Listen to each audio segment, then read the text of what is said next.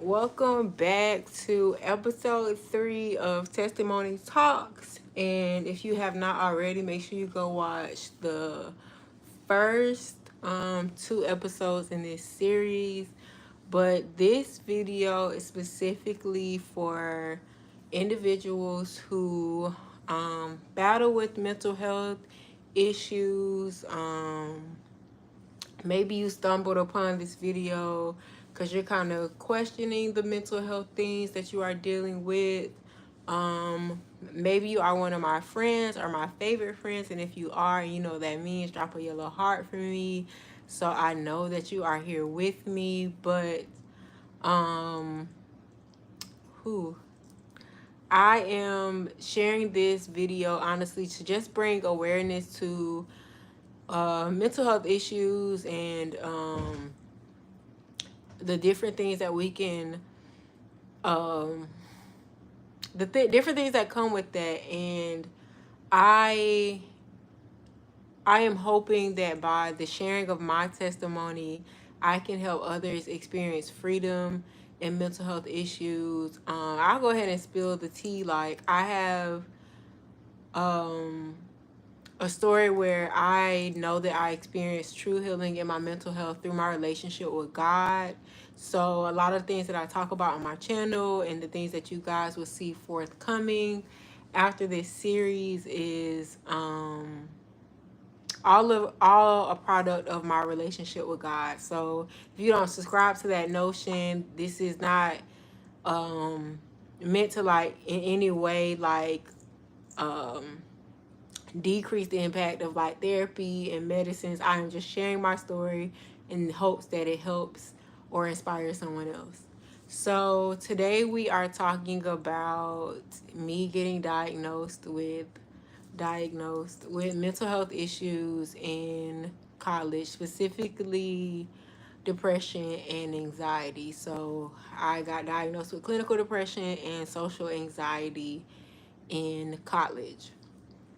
And I'll start with a little backstory. So, um, when I went to college, it was definitely a culture shock for me. So, I grew up in what would be considered the hood in my city or where I'm from, and I went to a PWI.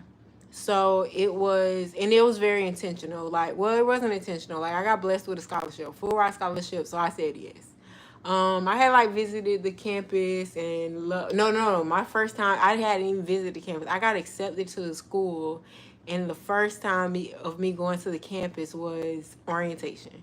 So anyway, so I got accepted into the school, and I loved it. I fell in love with it. I was away from home. It was something I was not used to. It was a different environment for me, and I absolutely loved it. I had already been called like the white girl of my family for so long, and so I guess I fit in, whatever.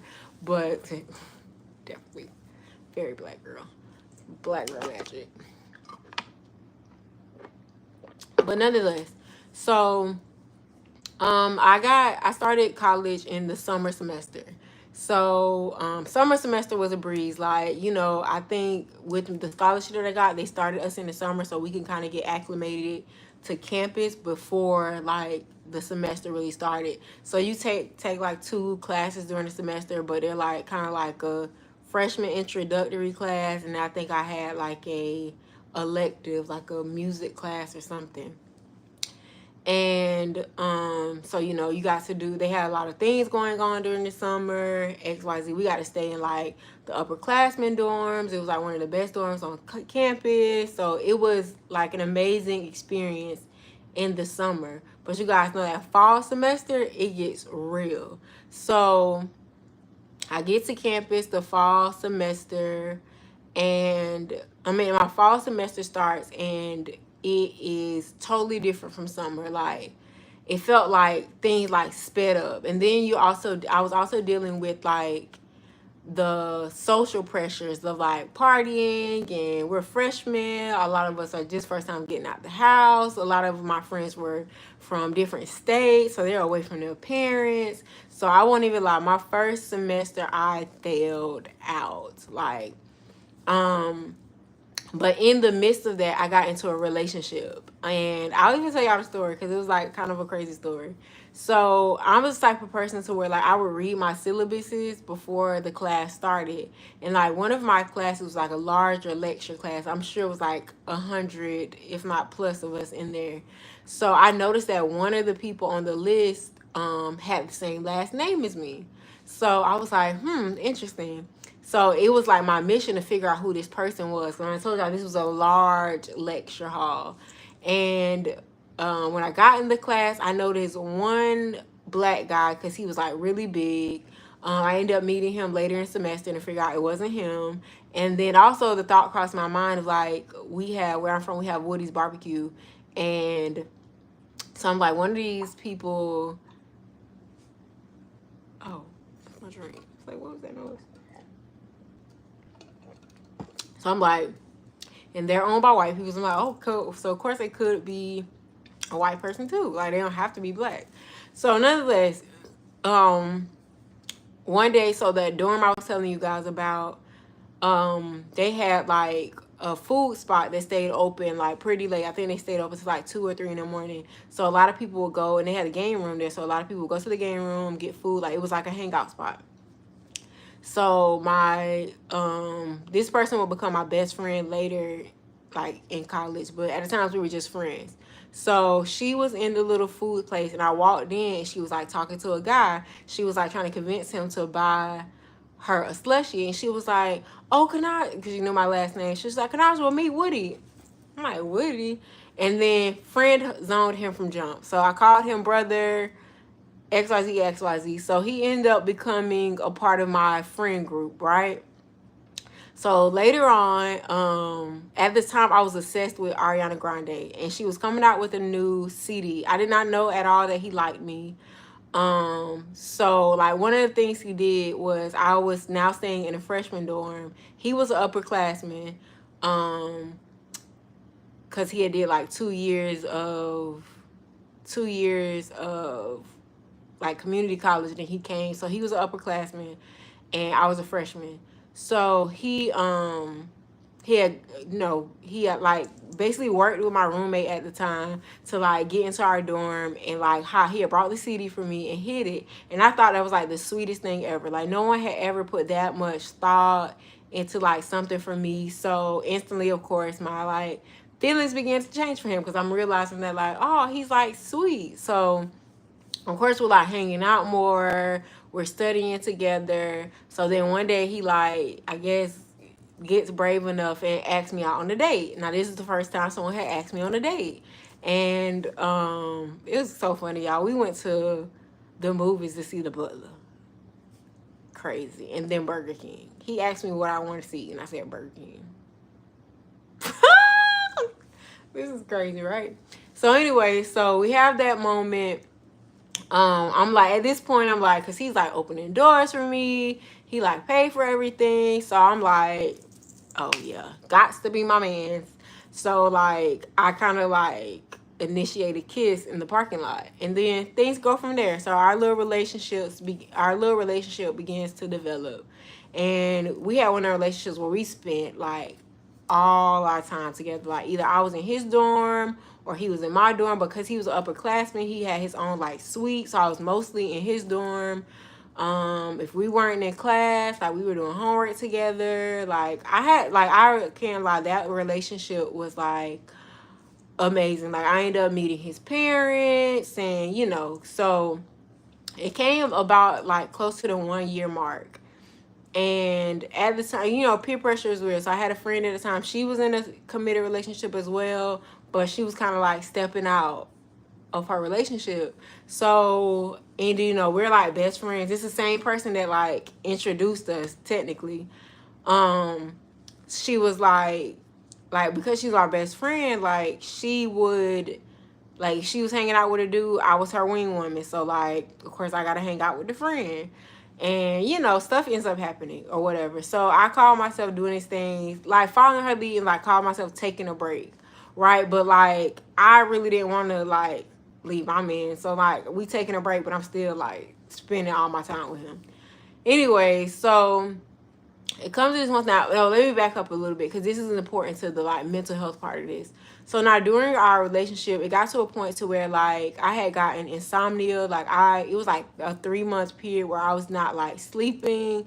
I had started having these like nightmares of like this like dark black figure standing over me. Like it was just a lot of stuff going on. So in the midst of that, I ended up trying to go to the counseling center on campus. I had a bad experience with the counselor. Like we just didn't click, and I felt like she didn't understand me.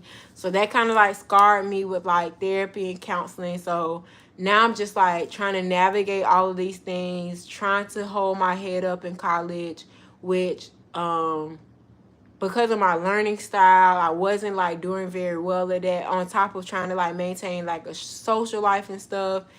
In a relationship, it was just a lot, right? So, and that's where I realized like there is a very much culture shock when it comes to college and transitioning to college if you aren't prepared. So, if you are a person that is like going off to college, or you know you find yourself struggling with college, just understand that there is a difference between high school and college. So, getting back to the relationship. So, now, in the midst of this man starts a relationship with one of my close friends behind my back. Or I should say in my face, because like a lot of people, my friend group knew about it. I just didn't know. So all of this is important to the mental health story. So just bear with me, okay? So just remember, I get all of these things starts to transpire. After the counseling center thing is when I got diagnosed technically with the depression and anxiety, and now I'm carrying the weight of failing out of college and not really having a second plan, because there's a lot that happened in my college experience. Like I would witness my friends going home for like breaks and weekends, and I didn't have that same luxury. But that I thank God for blessing me with some of the friends that he did, because I was able to like go to their homes for summer breaks and during like holidays to spend time with their family. So it was good nonetheless. But so yeah, so getting diagnosed, so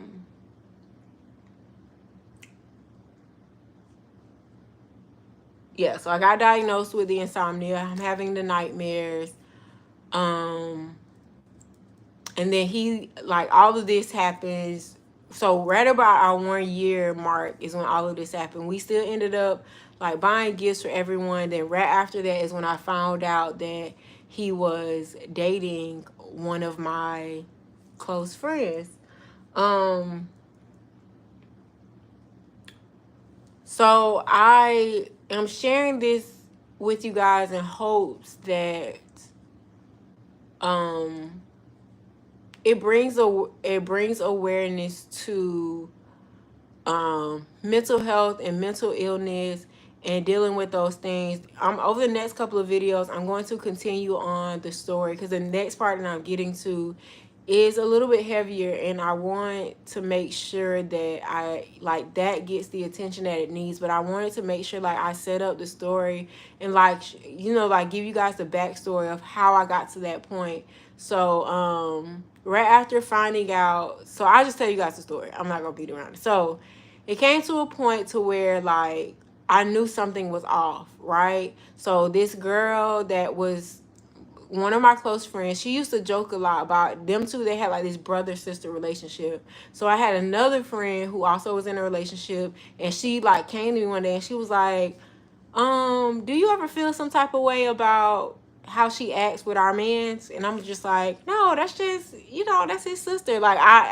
Naive, not thinking anything is up. But it brought that to my attention. So I end up later asking him, hey, is there any anybody in my like friend group that you like or that you find attractive? Because like he was the only guy, like, but he was hanging out with like all of my friends. Like I told you, like we spent majority of our time together, so he really didn't have like friends of his own. So he was majority of the time with me and my friends. So I was like, so he named somebody else. He didn't even name her. He named somebody else, and I was like, oh, okay, like at least he was honest. He was like, but I don't like her. But if it was anybody else, it would probably be her. Like she's the closest person to my type, which is funny, right? So it came a point to where like one time we were all sitting outside because there's like a Chick-fil-A on campus. So we all met up at this table outside of Chick-fil-A, and I walk up and everybody like bursts out, run Forrest run, and starts laughing, and I of course laugh along, but I don't get the joke because I didn't at the time I didn't know what it meant. So me and my best friend just kind of look at each other like. So then later it comes a time where we just bring everybody because we have like we our spidey sense is going off. So we bring all the girls to our dorm and we just ask them like, "Hey, what's up? Like, is there something going on?" And then all of them, well, not the girl, but two other friends. So okay, let me try to break down the friend group. So it's 5 of us. Me and my best friend are best friends, and then the girl that he named that he said he would like is his type if it was anybody else other than me, and the girl that he actually was like had a relationship with behind my back were best friends, and then there was another girl who was like close friends with them, but we were all friends together, right? So the 3 of them are there. The girl's not there, but the other 2 girls are. And so they just kind of like look at each other. So the one girl that he said would be the closest to his type is like the weakest link, right? So my best friend takes her out on the patio to basically get the tea. So when they come back in, she was like, "You need to go talk to Quavi." Oh shoot, I didn't mean to say his name. I'm glad I didn't say his full name. You need to go talk to him. So I'm like, what is going on? What is going on? Like now I'm getting heated. I'm like, no, you got to tell me what's going on. And she was like, no, you really need to go talk to him. XYZ, XYZ. So now me at this time, I've moved out of that first dorm I was in when we first met him, and now I am in an upperclassman apartment style dorm, and he also stays there too. So he stays like literally like across the breezeway from me, like in one floor up. I'm on the second floor, he's on the third floor, but he is just like across the breezeway from me. So I run to his but I think she ends up telling me that they got something going on, and I go banging on his door. But he's not in there. His roommates open the door. They used to be coming over. They open the door, and they was like, he's not here. So I go back to my dorm. I was like, where he at? Where he at? So by this time, the 2 girls, so remember I told you 2 of them were like best friends. They went back to their dorm, which was like a building over from mine. So I run to and then I don't even go. I just look through the window, and they is in there together. When I tell y'all, I was heated. I go back to my dorm. I get everything. Remember I told y'all this was close to our 1 year. So I get everything that he had brought me for our 1 year. I had his senior pictures from high school. I cut them things up. He had brought me a teddy bear and a necklace. I like popped the necklace. I gave him the teddy bear back. Like, all this is outside his door. So I throw it outside his door and I run back to her dorm, and I'm like banging on the window. Like, y'all gonna let me in? Y'all gonna let me in? So somehow I end up getting in the door, and I was like, he's in there. I don't know if she was like in her room or something, but it was just me and him. And I was like, let me see your phone. Let me see. So he showed me his phone, y'all. I see messages from them. Now, mind you, another important part of this is he was a virgin. And I didn't know this until after we had did do. But he was a virgin, and I had like taken his virginity. And she was a virgin as well. So later come to find out they had sex and he took her virginity. But like I'm like reading text messages, and when we started, like I was not a newbie to that. And like I'm reading text messages when he's talking about he gonna bend her over the couch, and just like y'all, it would like even now the feelings are coming back, but like I broke down.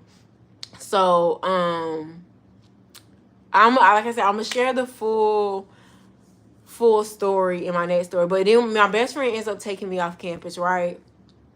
And it gets to a point to where I try to commit suicide, because I told you guys I was already dealing with all this other stuff. Because I told myself I was just trying to numb the pain. Like, she had took me to another friend. No, first we went to Checkers, and because we all wanted to sit down and talk. So, and we wanted to be in a public place. So we agreed to meet at Checkers. So we're sitting at a table, and she's across the table, and y'all know how to, like, Checkers tables are. They like hard, and he's sitting next to me. And I think, ever have a moment where, like, everything comes and it's just wah wah wah wah wah, like, that's all, and I'm just mad, and I know I can't jump across the table and make contact with her. So for him, I just reach back and I hit him as hard as I can, and then I get up from the table and I'm just like going in, like, all the anger, all the sadness, everything is just like going in. So of course she leaves. My best friend comes pull me off of him, but behind my best friend is her behind me, like, dude. Now mind you, this girl, we've all had these because she cannot fight. And finally I find out about the run Forrest run joke. So apparently they had this running joke that if I ever found out that she needed to run, like, run Forrest run, ha ha ha, so funny, right? So she behind me, like, big bold back, because my best friend, I was like, no, let me go, let me go. And she like, no, I can't let you go, I can't let you go. I was like, no, let me go, like, you don't see. She like, da, da, da. So finally, later, when she takes me to, like, her friend house, and we're sitting, I was like, I was trying to tell you behind me, like, because, like, my girl from Miami, like, she knew that she would let me go. But thank God she didn't. I didn't have no reason to be fighting or anything. But she takes me to her friend house, and I have this moment, and I tell myself I'm just numbing the pain. And I end up blacking out. I overdosed on insulin. I end up blacking out and waking up in the hospital and finding out I was pregnant. So I'm going to end the video here. And I'm going to finish this video for you guys on episode 4 of Testimony Talks. So make sure you guys come back. I just want to shine a little bit of light on mental illness. And as again, like I told you guys, over time I'm going to show you guys how God helped heal me from these things. So if you are dealing with any type of mental illness at this point, I pray that you begin to seek God. And right after this point is where the beginning of my walk with God started. So I'll share that story as well. But there is healing in God. There is freedom in God. I'm sitting here before you today as a living testimony of someone who has attempted suicide 5 times, to let you know that you can get healing from these things. So I love you guys. I really appreciate you for listening to my story. I pray that my testimony inspires someone. And most of all, you know that I love you, but God loves you more. Until our next video.